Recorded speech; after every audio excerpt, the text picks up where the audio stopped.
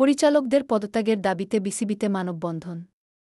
বৈষম্যমূলক ছাত্র আন্দোলনের মুখে আওয়ামী লীগ সরকারের পতনের পর ক্রীড়াঙ্গনের প্রতিটি ক্ষেত্রেই পরিবর্তনের দাবি উঠেছে। আওয়ামী লীগ সমর্থিত সংগঠকদের দেখা মিলছে না বোর্ডে। এবার ক্রিকেট সংগঠকের ব্যানারে বিসিবি ঘেরাও করেন ক্রীড়া সংগঠকদের সংগঠন বাংলাদেশ ক্রীড়া উন্নয়ন পরিষদের সদস্যরা। আজ মঙ্গলবার ৩ আগস্ট সকালে বাংলাদেশ ক্রীড়া উন্নয়ন পরিষদের সদস্যরা একজোট হয়ে শেরেবাংলা জাতীয় ক্রিকেট স্টেডিয়ামে বিসিবির প্রশাসনিক কার্যালয় ঘেরাও করে প্রতিবাদ ও মানববন্ধন করেন তারা। বিসিবি সভাপতি নাজমুল হাসান পাপনসহ অধিকাংশ পরিচালক দেশ ছেড়ে যাওয়ায় বিসিবির অবশিষ্ট পরিচালকদের পদত্যাগের দাবিতে তুলেছেন তারা। এ সময় নিরাপত্তার স্বার্থে বিসিবির ভেতরে সেনাবাহিনীর সদস্যদের দেখা যায়। ক্রীড়া উন্নয়ন পরিষদের দাবি, 1-11-এর পর শেখ হাসিনা সরকার দায়িত্ব গ্রহণ করলে বাংলাদেশ ক্রিকেট বোর্ডে শুরু হয় অপরাজনীতি, অব্যবস্থাপনা, স্বেচ্ছাচারিতা ও সীমাহীন দুর্নীতি। বিশ্ব ক্রিকেটে দিনকে দিন পিছিয়ে পড়তে শুরু করে বাংলাদেশ। জাতীয় দলের বর্তমান পারফরম্যান্স, পরিসংখ্যান ও অবস্থানের সকল ক্রিকেট শুভানুধ্যায়ীর মতো ক্রীড়া উন্নয়ন পরিষদও অত্যন্ত উদ্বিগ্ন।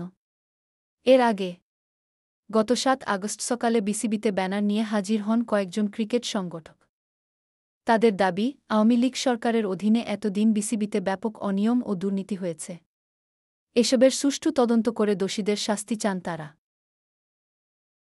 শুনলে অবাক হবেন যে একজন ক্রিকেট বোর্ডের পরিচালক 34টা ক্লাবের প্রেসিডেন্ট। আপনারা এখান থেকে নিজেদের সম্মান নিয়ে চলে যাক। আমরা আওয়ামী পরিবারের কাউকে আর বাংলাদেশ ক্রিকেট বোর্ডের সাথে দেখতে চাই না। ওনারা যারা আছে ওনারা সবাই আওয়ামী পরিবার। আমরা খুব ভদ্র ভাষায় জানাতে চাই, আপনারা আসবেন না। আপনারা মাননীয় উপদেষ্টাকে মিসগাইড করেছেন। আমরা এই দখলদার বাহিনী আওয়ামী লীগ ক্ষমতা দখল করার পরে আমাদের বোর্ডকে জোর করে আমাদেরকে ক্রিকেট বোর্ড থেকে রিজাইন করাতে বাধ্য করেছিল। আমরা আজকে এই বিচার আপনাদের কাছে দিলাম। এখন আমাদের কি করণীয় আমি এটা বলতে চাই।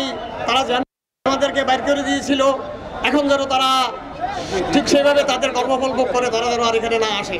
এবং তারা দখলদার বাহিনী তারা দখল করে দলীয়করণ করে টাকা পয়সা অর্থ সম্পদ সব কিছু লুটপাট করে আবার ক্রিকেট বোর্ডকে ধ্বংসের দ্বার প্রান্তে আনতে চায়। আমরা চাই সুন্দর সুষ্ঠুভাবে নিয়মতান্ত্রিক পদ্ধতিতে একটি ক্রিকেট বোর্ড গঠিত হোক এবং তারা যেন এটাতে আর পার্টিসিপেট করতে না পারে।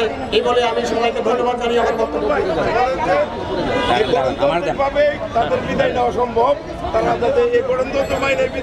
বর্তমান যে ডাইরেক্টররা আছে কিছুদিন আগে ছিল ক্রিকেট বোর্ডের গঠনতন্ত্র মোতাবেক তারা ক্রিকেট বোর্ড থেকে অব্যাহতি নিতে পারে। সুতরাং তারা অব্যাহতি নিলেই একটা সরকার একটা সুন্দর কমিটি করে দিবে। এই বলে আমি সবাইকে ধন্যবাদ জানিয়ে বক্তব্য শেষ করছি।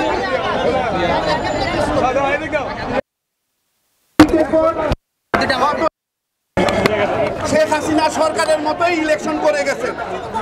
তারা কাউকে ভোট দিতে দেন নাই। ইভেন কি এই কোভিডের পরে যে একটা পরিবেশ সৃষ্টি হয়েছিল ইলেকশন করার, তারা নির্বাচন কমিশনারকে দিয়ে নতুন আইন করে ভোট দিয়ে ভ্যাকসিন দিয়ে 35 জন ভোট দিয়েছেন। এইসব দুর্নীতিবাজ ক্রিকেট বোর্ড ক্রিকেটে থাকার নতুন যারা আসবে তাদের মাধ্যমে এই ক্রিকেট বোর্ড পরিচালনার দায়িত্ব দেওয়া হয়। ধন্যবাদ। এখন আমাদের দেবু কথা বলবেন আপনাদের সামনে।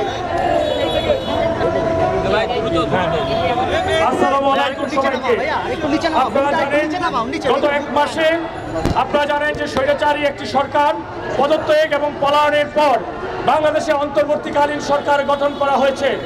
সেই অন্তর্বর্তীকালীন সরকারের রূপরেখা হচ্ছে একটি সুন্দর আধুনিক প্রকৃত অর্থের বাংলাদেশ। সেই বাংলাদেশে আজকে যখন আমাদের প্রায় 500-এরও অধিক প্রায় 1000-এর মতো ছাত্র জনতা শহীদ হয়েছেন, আজকের এই মানববন্ধনে আমরা আমাদের সাবেক লিজেন্ডারি ফুটবলার আপনাদের সকলের সর্বপরিচিত তিনি আমাদের এই বাংলাদেশ জাতীয় দলের নেতৃত্ব দিচ্ছেন সেই লিজেন্ডারি ফুটবলার জনাব আমিনুল হক সহ ক্রীড়া উন্নয়ন পরিষদের নেতৃবৃন্দ সহ সকলে উপস্থিত আছেন।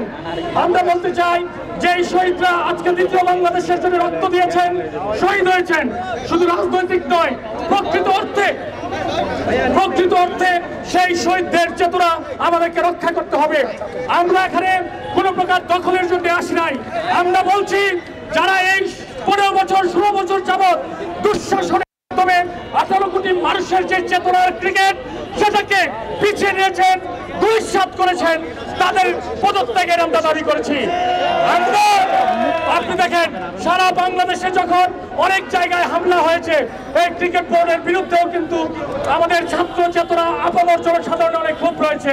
এই ক্রিকেট বোর্ডে আমাদের আমিনুল হকের নেতৃত্বে একটি ফুলের দাগও কিন্তু পড়তে পারেনি। আপনারা ইতিবাচক ভাবে দেখুন, আপনারা এই ব্যাপারগুলোকে ইতিবাচক ভাবে দেখুন।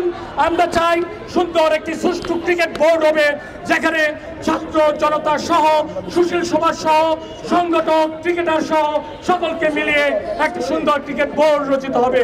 এ পর্যায়ে